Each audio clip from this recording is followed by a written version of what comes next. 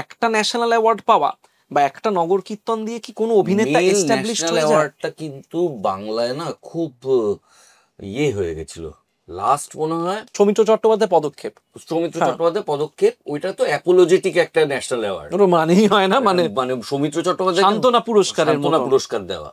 তার আগে হচ্ছে অরুণ মুখার্জি, পরশুরাম, তার আগে উত্তম বাবু একসঙ্গে অ্যান্থনি ফিরিঙ্গি এর নায়কের জয়েন্ট না জাতীয় পুরস্কার পাওয়ার পর কাজ কমে যায় ঐতিহাসিক ভাবে বাংলায়। আর যদি কেউ ধরো অস্কার পায়, তারপর কি ইন্ডাস্ট্রি মনে হবে যে বাহ উনি পেয়ে গেলেন, এত ভালো অভিনয় করেছেন, চলো বাদ।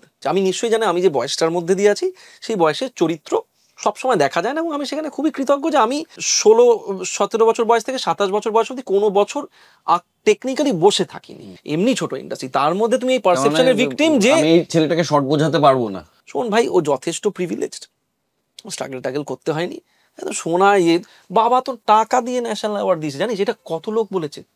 হ্যাঁ হ্যাঁ, ও যে কৌশিক সেন টাকা দিয়ে ন্যাশনাল অ্যাওয়ার্ড কিনেছে।